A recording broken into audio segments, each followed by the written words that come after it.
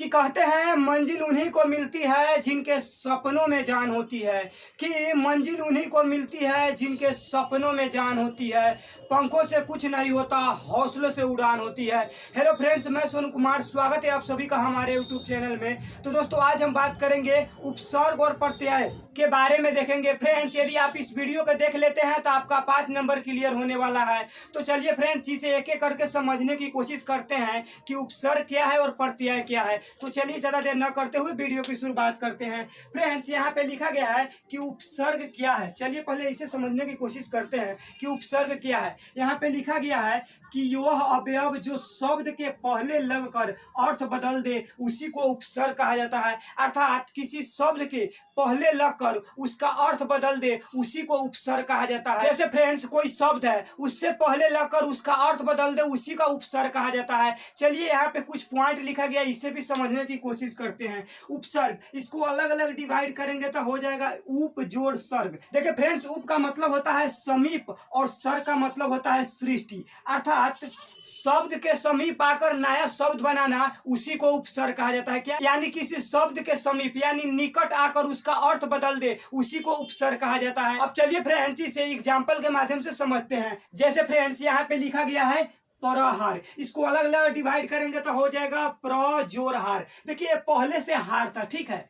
हार का मतलब क्या होता है? पराजित। लेकिन ये प्र पहले आ गया तो इसका अर्थ ही बदल गया, क्या हो गया? प्रहार। देखिए इसका पहले मतलब होता था पराजय, लेकिन अब इसका अर्थ ही बदल दिया तो यहाँ जो प्रय है ना, क्या हो गया? ये उपसर्ग हो गया। उपसर्ग क्या है? जो किसी शब्द के पहले लगकर उसका अर्थ ही बदल दे उसी को उपसर्ग कहा जाता है। अब चलिए फ्रेंड्स, इसे एग्जाम्पल के माध्यम से समझने की कोशिश करते हैं। यहाँ पे लिखा गया है कि उपसर्ग 3 प्रकार के होते हैं। उपसर्ग कितने प्रकार के होते हैं? तो 3 प्रकार के होते हैं। चलिए कौन कौन है इसे भी समझते हैं।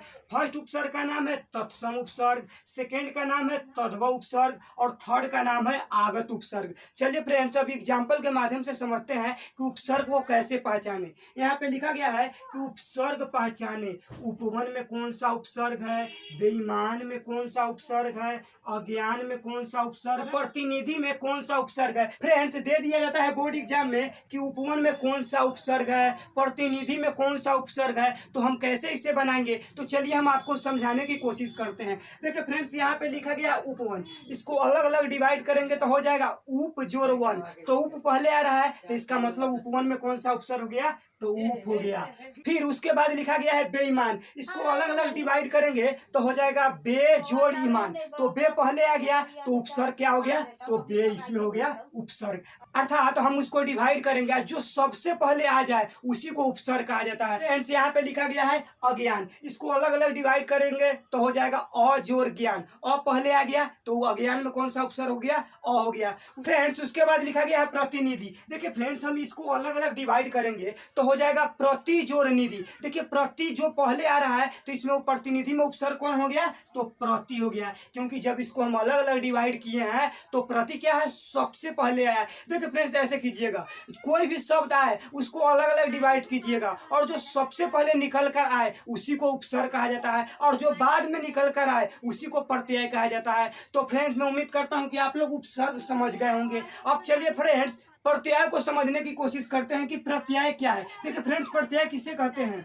वह अवयव जो किसी शब्द के अंत में लगकर अर्थ बदल दे उसी को प्रत्यय कहा जाता है। अर्थात किसी शब्द के अंत में लगकर जब उसका अर्थ बदल दे उसी को प्रत्यय कहा जाता है। चलिए फ्रेंड्स, अब इसे भी समझने की कोशिश करते हैं। यहाँ पे लिखा गया है प्रत्यय। देखिए इसको अलग अलग डिवाइड करेंगे तो हो जाएगा प्रति जोड़ अय। देखिए फ्रेंड्स, प्रति का मतलब होता है साथ में या बाद में, और उसके बाद लिखा गया अय। अय का मतलब क्या होता है? अय का मतलब होता है चलने वाला, अर्थात साथ में पर बाद में चलने वाले शब्द को प्रत्यय कहा जाता है। अर्थात एक साथ चलने वाले शब्द को प्रत्यय कहा जाता है। देखिए फ्रेंड्स, हम इसको अलग अलग डिवाइड करेंगे, जो उसका अंत में जो शब्द होता है ना उसी को प्रत्यय कहा जाता है। चलिए फ्रेंड्स, इसे एग्जाम्पल के माध्यम से समझने की कोशिश करते हैं। यहाँ पे लिखा गया है प्रकाशित, इत अंत में क्या रहा? इत, यानी इत क्या हो गया?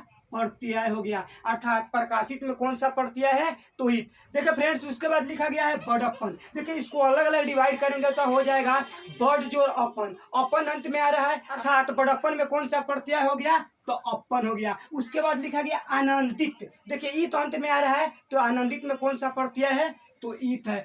फ्रेंड्स उसके बाद लिखा गया है लुटेरा। इसको देखिए पढ़िएगा तो अंत में आ रहा है एरा, इसको उच्चारण करने पर क्या आ रहा है एरा, यानी लुटेरा में कौन सा प्रत्यय हो गया एरा। फ्रेंड्स उसके बाद लिखा गया है टिकाऊ। देखिए इसको अलग अलग डिवाइड करेंगे तो हो जाएगा टिक जोर आऊ, आऊ अंत में आ रहा है तो यानी टिकाऊ में कौन सा प्रत्यय हो गया तो आऊ प्रत्यय हो गया। देखिए फ्रेंड्स किसी भी शब्द के अंत में लगकर जो उसका अर्थ बदल दे उसे प्रत्यय कहते हैं, और किसी भी शब्द के पहले लगकर उसका अर्थ बदल दे उसे उपसर्ग कहते हैं। तो फ्रेंड्स मैं आशा करते हैं कि आप लोग उपसर्ग और प्रत्यय दोनों को अच्छे तरीके से समझ गए होंगे, और उम्मीदें भी करते हैं कि आप लोगों को आज का वीडियो काफी अच्छा लगा होगा। यदि वीडियो अच्छा लगा है तो चैनल को सब्सक्राइब करके बेल आइकन को दबाना न भूले। तब तक के लिए जय हिंद।